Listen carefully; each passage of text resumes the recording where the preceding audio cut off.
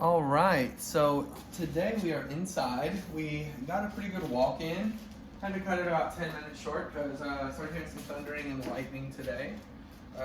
But we had a good time. It's really strange how it's all of a sudden just so dark here right now. And what we're going to be talking about is Skye's bite inhibition and her mouthing behaviors.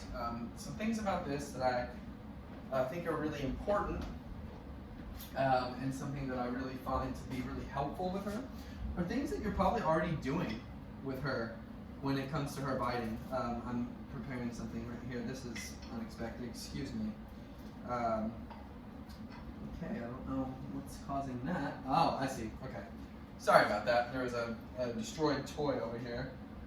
She's been having a lot of fun with these toys, which is awesome. Makes me very happy that she's been enjoying some of this stuff, some new toys. So to start off, as I'm talking about mouthiness and bite inhibition and just biting in general, normally dogs are going to do this during times when they're playing, when they're energized. But the thing is, everything that I've been doing with her really informs to not bite in general. For example, the first day she really went after Erica on the couch, going after her hands, just seeing what she could get away with, and has not challenged that boundary since. She's done really wonderful with that, Skye has, and Erica too. But a lot of these things and a lot of these hand signals and working with my hands, taking treats from me all the time,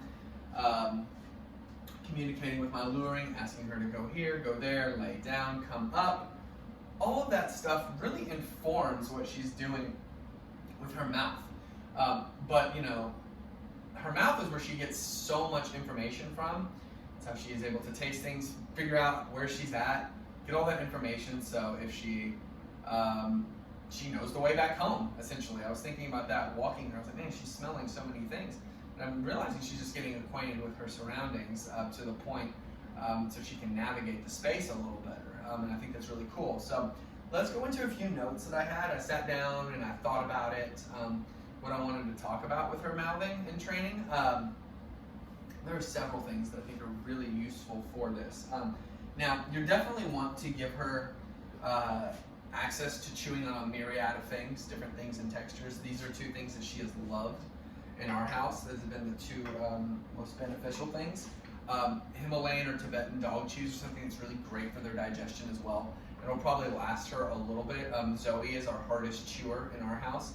And I think they're pretty comparable in terms of their chewing abilities. Her and Zoe, they both have really long snouts, both very strong, tough, assertive dogs. And so these Himalayan chews usually last about 2 or 3 sessions for her, but these antlers are the ones that last a long time. So giving her the chance to bite on other things is going to be helpful. The first thing that you're going to start with, and you're going to see me just kind of talking about a lot of this stuff and walking you through it, but also, you know, what you're going to do through all these exercises that we are doing with her, even on previous days, you're going to be able to integrate these into those exercises as well.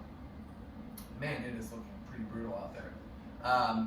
So the first thing you're going to start with is, you know, have one of these in your back pocket, not literally, but when you're on the couch or something like that, if she's getting a little mouthy, maybe you've had a long day at work and she hasn't been able to get as much exercise in, you're going to see that go a little more up. So what you can do is give her alternative behaviors. Maybe play tug with her, get up, offer her something else if that's not on the table. You decide, and she can cope with those. I haven't talked a lot about this, but coping mechanisms are incredibly important with dogs so they can learn to self-soothe and calm themselves down when it comes to that. I think she does pretty well with that. If she's not getting what she wants from us, she's able to go explore. So let's go ahead and get into it. I want to talk about something that I have never tried a lot, but a lot of people have a lot of success with it, so I'm going to present this as an option. If she's biting you and it hurts, things like that being mouthy, you can make a yelp, ah, oh, stop, ow, and they know not to do that anymore, but I like to take very proactive approaches. So that to me is finding, and now I think that's still necessary to let them know vocally what you're doing, but I do not want to fully rely on that. So if I'm playing with her, up, good. I want to show you something real quick. Down, We're gonna take a little digression here. Up. Good. Down. Up. Down. So these are puppy push-ups. Up. Down. Up. Down. Sweet girl. Big girl. Yeah. That's my little pet name for her. Sweet girl, big girl. Love her. Love it, love it. So those puppy push-ups right there are going to be really helpful to get her if she's in a down. What you're going to do is you're going to put feet on either side of her. And what you can do is give her a little up, up. Good. And that's how I trained her. Sweet girl. Great dog. I mean, just love her to pieces. How can you not? I mean, just, she's awesome. I'm really enjoying all this stuff I'm doing with her. You know, like I said, I put a lot of myself into it. And when I see her give me a look like that, it melts my heart. It makes me really thankful to get to know her. So a licking exercise is also really beneficial aside from offering another treat. And I'm going to come a little closer to the camera to show you what I'm talking about. Promoting licking is incredibly important. So what I'm doing right now is I want you to take your treats.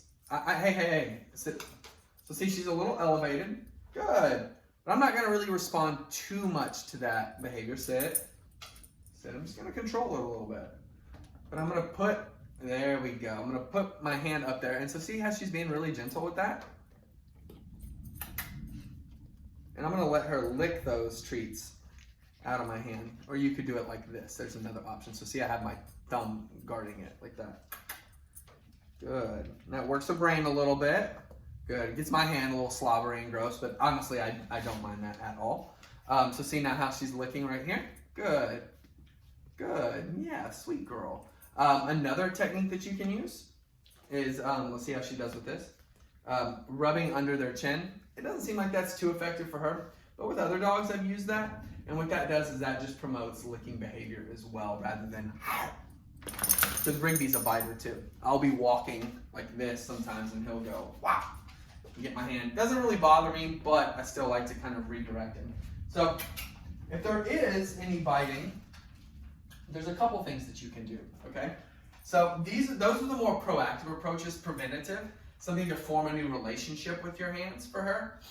So I want to show you what to do in the moment if she does. So I'm not super energetic today. I'm a little tired, but I want to show you maybe when she's in that play mode. You know, a lot of the times when I really see it is when I'm playing tug with her outside or running around with her outside or something like that. She'll come up and jump and bite my hand, jump on me, something like that. You know, that's really natural dog stuff. That's what she's been used to doing.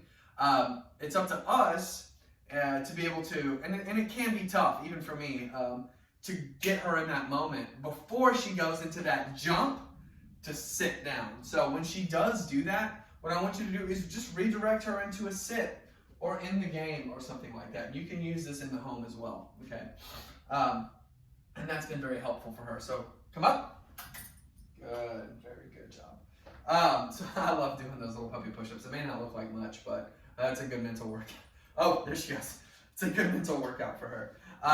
So I want you to come up. Come on, up. Good. So one last thing, actually, real quick. You can also grab their collar right here. Of course, I'm not grabbing her or hurting her at all. But what this does, there you go. I can kind of contain her just a little bit and show her where I want her to go if she's being a little mouthy.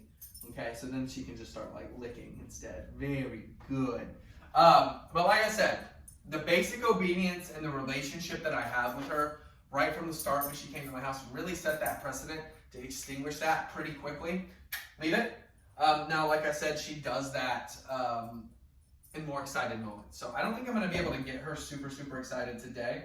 But what I can do, come on.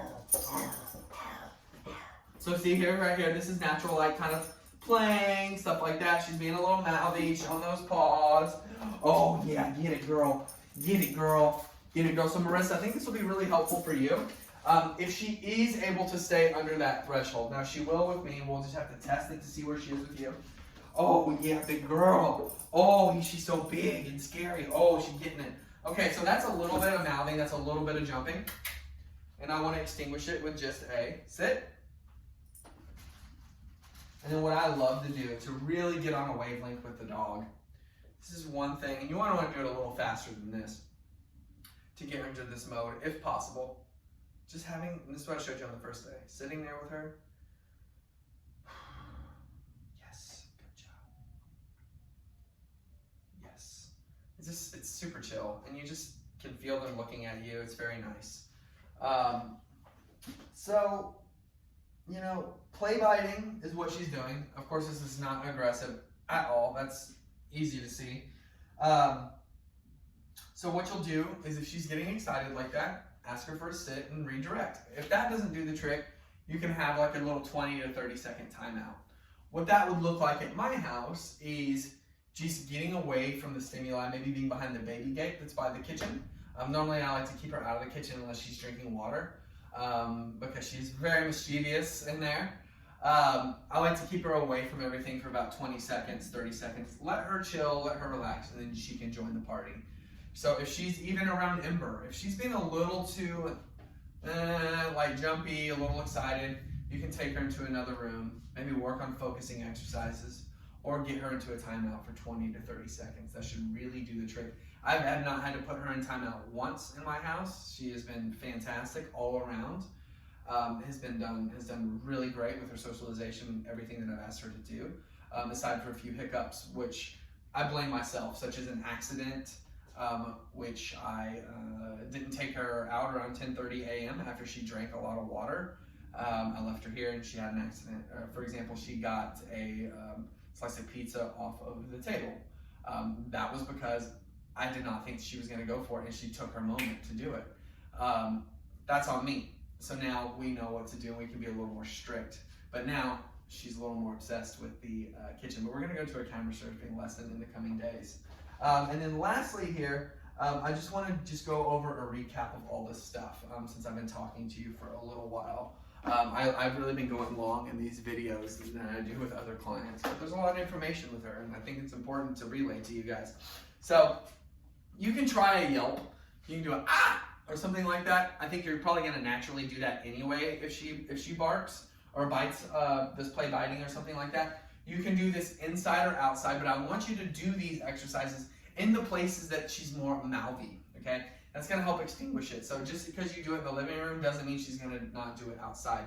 It's a completely different world out there between these two spaces. So what you can do is promote the licking exercises like I showed you, with having a treat right here, having her lick, giving her a relationship with your hands in that way. But like I said, the basic obedience stuff not only tires her out, but it also really helps to form this relationship with your hands. So all these exercises that you're doing, you're not going to necessarily have to do them as long as I am. Excuse me, I got the hiccups. During the day.